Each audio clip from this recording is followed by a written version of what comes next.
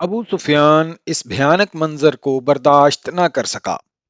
वो पहले ही मुंह फेर चुका था।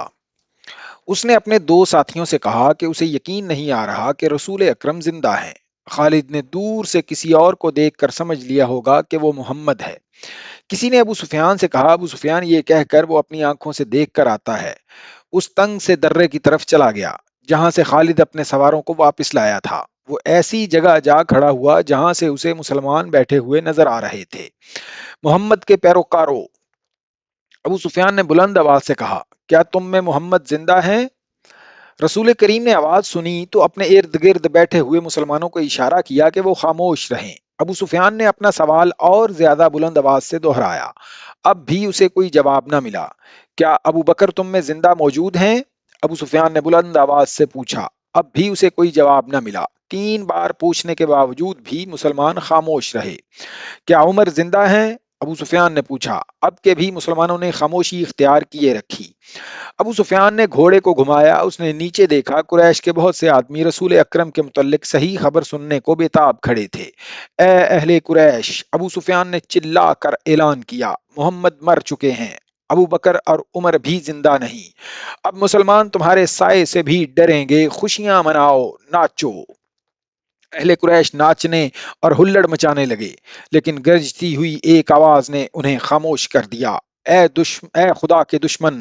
तर्रे की बुलंदी से हजरत उमर रजी अल्लाह ताला अन्ह की आवाज गूंजी। इतना झूठ ना बोल। वो तीनों जिंदा हैं जिनके नाम लेकर तू उन्हें मुर्दा कह रहा है। अपने कबीले को धोखा मत दे। तुझे तेरे गुनाहों की सजा देने के लिए हम सब जिंदा हैं। अबू सुफियान ने तंजिया कह कहा लगाया और बुलंद आवाज से पूछा, इब्नुल खत्ताब, तेरा खुदा तुझे हमसे महफूज रखे। क्या तू अब भी हमें सजा देने की बात करता है? क्या तू यकीन से कहता है कि मोहम्मद जिंदा है सल्लल्लाहु अलैहि वसल्लम? अल्लाह की कसम, हमारे नबी जिंदा हैं। हजरत उमर इब्नुल खत्ताब की आवाज जवाब में गरजी, अल्लाह के रसूल, तुम्हारा एक एक लफ्ज सुन रहे हैं। अरबों में यह रवाज था कि एक मार्का खत्म होने के बाद दोनों फरीकों के सरदार या सलार एक दूसरे पर तानों और फब्तियों के तीर बरसाया करते थे। अबू सुफियान उसी दस्तूर के मुताबिक दूर खड़ा हजरत उमर से हम कलाम था।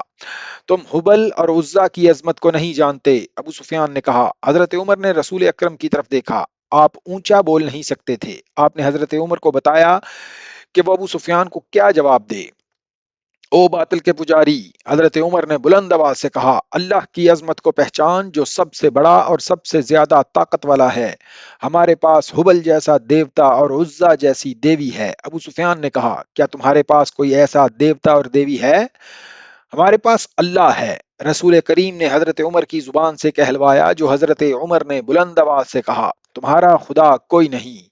जंग का फैसला हो चुका है। अबू सुफियान ने कहा, तुमने बदर में फतह पाई, हमने इस पहाड़ के दामन में तुमसे इंतकाम ले लिया।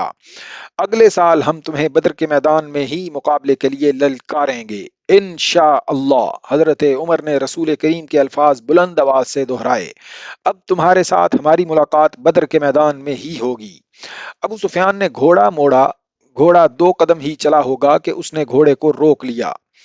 ए उमर, अबू बकर और मोहम्मद सल्लल्लाहु अलैहि वसल्लम, अबू सुफियान ने अब के जरा ठहरी हुई आवाज में कहा, जब तुम मैदान मैदान से अपनी लाशें उठाओगे तो तुम्हें कुछ ऐसी लाशें भी मिलेंगी जिनके आधा कटे हुए होंगे और उन्हें चीरा फाड़ा गया होगा। खुदा की कसम, मैंने किसी को ऐसा करने का हुक्म नहीं दिया था और मैंने तुम्हारी लाशों के साथ ये सलूक बिल्कुल पसंद नहीं किया। अगर इसका इल्जाम मुझ पर आयद करोगे तो मैं इसे अपनी तौहीन समझूंगा। अबू सुफियान ने घोड़ा मोड़ा और घोड़े को एड़ लगा दी। चलते चलते खालिद के घोड़े ने अपने आप ही रुख बदल लिया। खालिद ने घोड़े को ना रोका। वो समझ गया कि घोड़े ने पानी की मुश्क पा ली है। कुछ दूर जाकर घोड़ा नीचे उतरने लगा। खालिद को यह मुकाम याद आ गया। जंगे ओहद के बाद वापसी पर कुरैश ने कुछ देर यहाँ कयाम किया था। नीचे पानी का खासा जखीरा मौजूद था। घोड़ा बड़ी तेजी से घाटी उतर गया और पानी पर जा रुका। खालिद घोड़े से कूद कर नीचे उतरा और दोजानों होकर चुल्लू भर भर कर अपने चेहरे पर पानी फेंकने लगा।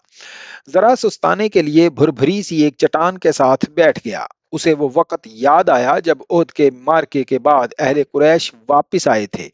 انہوں نے مدینے سے کچھ دور آ کر قیام کیا تھا۔ اس قیام کے دوران قریش کے سردار اس بحث میں الجھ گئے تھے کہ واپس مکہ پہنچا جائے یا مسلمانوں پر ایک اور حملہ کیا جائے۔